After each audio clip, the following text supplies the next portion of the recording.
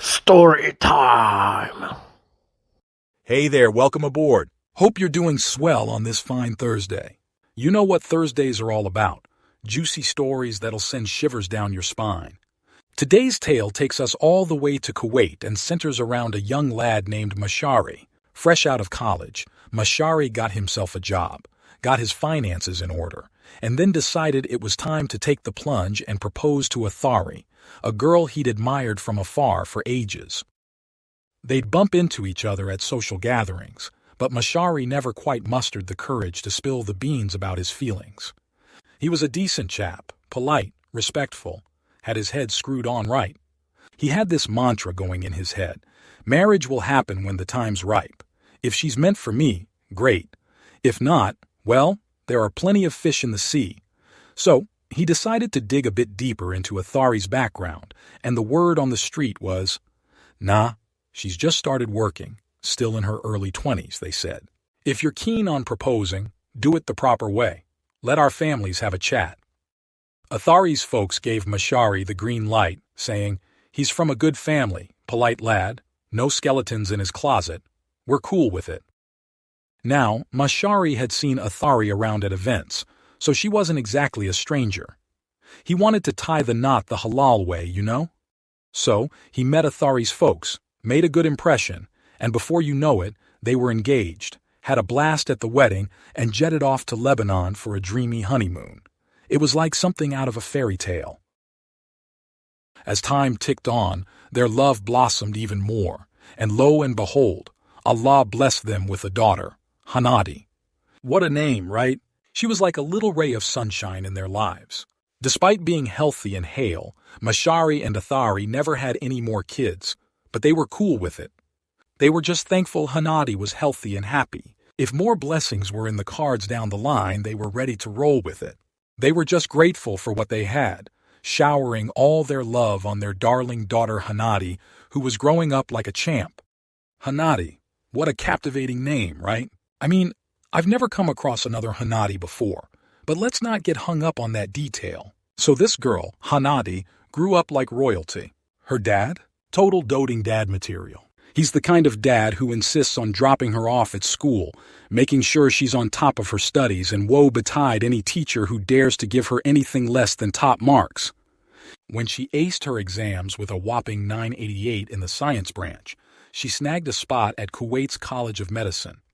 Her dad practically became a legend among the med school crowd because of how devoted he was to his girl. He'd show up at her lectures, hover around the gates, and even hit the books with her in the professors' offices. Heck, even the other students knew her old man, Nadi, because of his fierce dedication to his daughter, and they adored him. Now, Hanadi herself. Talk about a force to be reckoned with. She grew up confident, brave, with morals of steel and a personality to match. And let me tell you about her looks. Those eyes, that eyeliner game strong enough to reach her ears, her height, that smile, that laughter, and her voice pure magic. In med school, she had all eyes on her. When she wasn't wowing her classmates, she was turning heads among the professors. And when she wasn't charming the pants off them, the neighbors were falling under her spell. It's been like this since her med school days, when suitors would line up at her father's door, hoping for a chance. But you know what the answer always was? Nope, nada, zilch. Her education came first, and ain't nobody gonna mess with that. So, Hanadi became the talk of the town. When's she gonna finish med school? I mean, we all know it's a marathon, not a sprint, especially with those specialization years thrown in. But you know what? She graduated with flying colors, landed a gig at Amiri Hospital, and specialized in her field. The girl was a rock star at work, beloved by colleagues and patients alike. Dr. Hanadi, draped in her white coat, was renowned for her ethics, and, let's face it, her beauty too. Enter Nasser, a fellow med school grad and colleague at the hospital. Smart, from a wealthy and prestigious family, and he'd been keeping an eye on Hanadi since day one. But Hanadi, she wasn't one to let her guard down, especially not when it came to her old man. She didn't give anyone a chance to get close, let alone start any conversations. So picture this. Nasser, the charming colleague, decides to make his move on Hanadi. He starts up the small talk, trying to suss out her relationship status and all. Is she spoken for? Is there anyone on her radar? And then, one fine day, it hits him like a ton of bricks. There's no one in her life. Nope, nada, zilch. So he starts inching closer, laying on the charm thick and expressing his admiration. And wouldn't you know it, Hanadi's feeling it too. I mean, he's a decent guy, a fellow doc, and they're on the same wavelength academically. But here's the kicker: Nasser's loaded. Like dripping in wealth kinda loaded. Sure, they both come from reputable families, but Nasser? He's got the Midas touch. The attraction's mutual, no doubt about it. And Nasser's over the moon. He starts pouring his heart out, talking marriage, all following the Islamic way, of course. But Hanadi? She's like, hold your horses, Nasser. I've barely settled into my job, and I don't think now's the right time to jump into anything serious. Plus, we're colleagues, seeing each other practically every day. How about we take things slow and get to know each other better first? Don't get me wrong, I'm into you, but let's not make any grand promises just yet. Consider this our chance to feel things out. And Nasser? Well, he's smitten. Hey, as long as it's you, I'll wait a lifetime, he says, all starry-eyed. This year, no sweat. And let me tell you, Nasser's on cloud 9. For the first time, work feels like a breeze.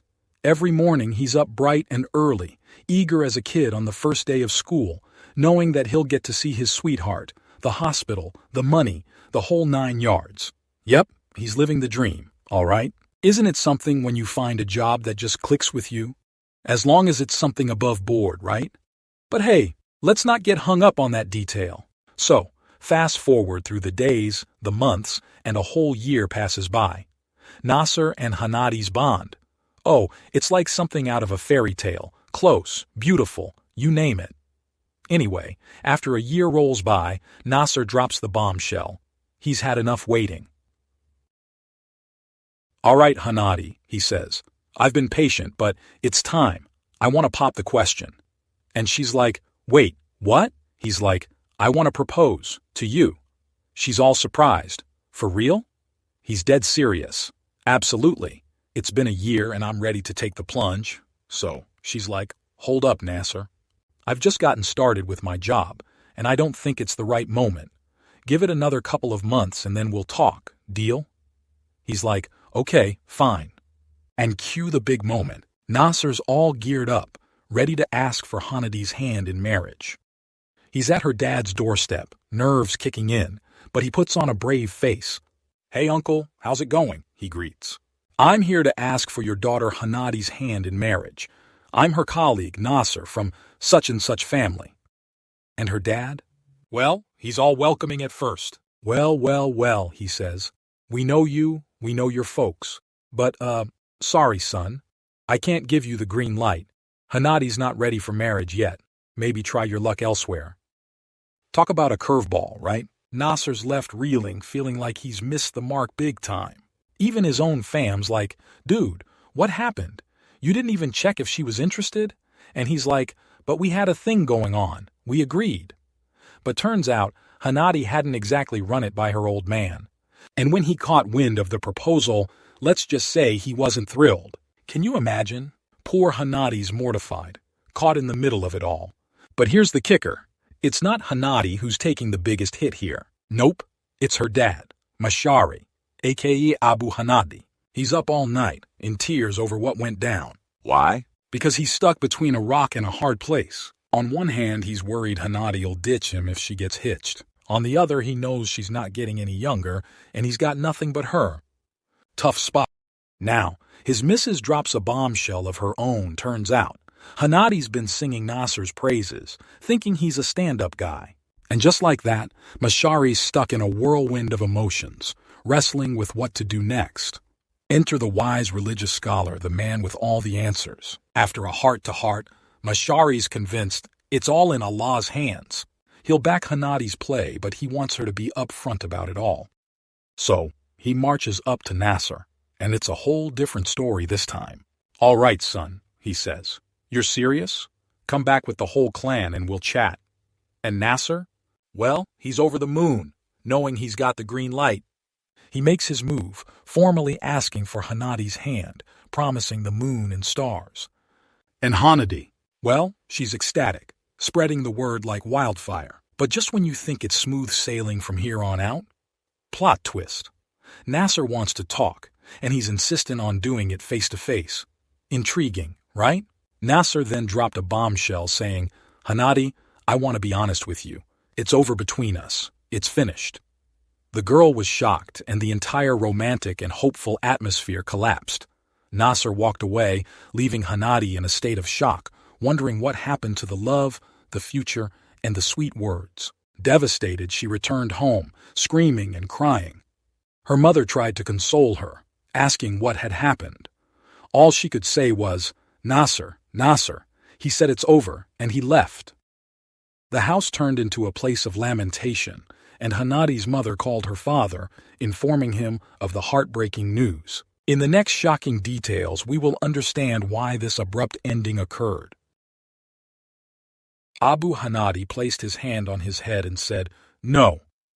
No, O Lord, please don't let what I fear happen.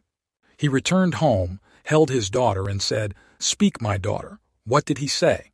She replied, He said it's over, but he mentioned something about me. Finished, but he said something about me, she continued. I have no idea. I swear by Almighty God, I haven't done anything wrong. I haven't done anything like that, she said. He called Nasser, Peace be upon you. And Nasser replied, And upon you. Where are you? He said, Uncle, I'm a bit busy. What's happening? Uncle replied, There's nothing, really, nothing at all. It seems there's no fate between us. May God bless her with someone better than me. He said, My son, come, I want to talk to you. Come, where do you want to meet? He replied, I don't know, Uncle. I just can't come home. He said, No problem, I'm coming to you. They met in a cafe. They sat together and talked. Listen to the shock. Abu Hanadi asks Nasser to speak and tell him the reasons. Nasser's all like, I ain't spilling the beans. But Hanadi's dad ain't having none of that. Come on, man. There's something fishy here. Out with it. Nasser's like, Seriously, Uncle, I don't want to stir up trouble, but your sis Hanadi's aunt, she called me up. All right, spill, Hanadi's dad says. Nasser lays it out. So, Hanadi's aunt tells me, Listen, this girl you're into, Hanadi, she ain't your regular daughter. She's illegitimate. Hanadi's dad loses it. Watch your mouth, son. You talk like that again, and you'll regret it. Get out of here. But Nasser's just in shock. The ground's slipping from under his feet, and he's out of there, along with Hanadi's dad. Meanwhile, Hanadi's aunt, she's on a rampage. She'd have knocked some sense into Nasser if she weren't holding back for his sake. And now, she's skipping work, MIA for 10 whole days. Finally, when she gets back to the hospital, it's like walking into a lion's den. She's jittery, avoiding eye contact and feeling like she's under a microscope. It's a total nightmare, to be honest. But you know what's even worse? The gossip mill among her coworkers. Oof. Everyone's eyes seemed to bear down on her with a mix of pity, contempt, and curiosity, and she couldn't shake the feeling that Nasser was the one who spread the whole ordeal. The hospital turned into a rumor mill overnight, and poor Hanadi felt the weight of it all but couldn't quite gauge how others were reacting. She was bombarded with questions and sympathetic looks from her colleagues, making her emotional floodgates burst wide open. Through tears, she lamented, Why did you all have to know? What's wrong with everyone? Feeling overwhelmed and unable to face the scrutiny, she grabbed her things and left in a hurry, unable to bear the thought of staying at work with all eyes on her. It was a gut-wrenching realization that once something got out in the workplace, it spread like wildfire, and there was no escaping the gossip and judgment that followed. She was devastated. Grabbing her bag, she fled from work, unable to bear facing her colleagues amidst the turmoil. Tearfully, she muttered, I can't face anyone. I have to leave. In the weeks and months that followed, Hanadi became a recluse, rarely leaving her room. Her mother pleaded with her to eat, but her strength dwindled, and her father's health deteriorated alongside hers. Seeing his daughter's anguish only added to his own, and he spent his days and nights in despair. It's a peculiar kind of anguish for a father, watching his child suffer and feeling utterly powerless. Then tragedy struck again. As Hanadi's condition worsened, her father, who had been vigilantly watching over her, succumbed to sorrow himself. His heart simply couldn't bear the weight of her suffering any longer, and he passed away, a victim of grief and despair. After a while, Hanadi's mother had no choice but to seek help from psychologists and medication. But despite their efforts, Hanadi's condition continued to deteriorate. Eventually, she made a desperate plea to her mother. "I need to leave. I have to get away from here, from this society. There's no other way." Her mother, resigned to the situation, agreed.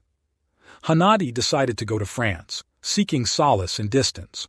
But even after a short while there, she realized she couldn't escape her pain. She returned to Kuwait, her mental and physical state worse than ever before. After spending months in isolation, barely able to take care of herself, Hanadi emerged as a mere shadow of her former self. Her mother wept at the sight of her, feeling utterly helpless in the face of her daughter's silent suffering. Hanadi's return home marked the beginning of a year-long period of seclusion.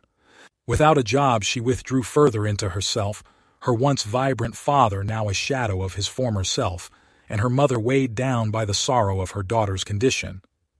It's a harsh reality. Not all children born out of wedlock are products of sin. Some find themselves in such circumstances due to tragic accidents or abandonment by addicted parents. Despite being from respected families, these children often end up in care due to unfortunate circumstances. Tragically, Hanadi's turmoil continued as she lost her mother, leaving her utterly alone. The shock of this loss pushed her deeper into despair.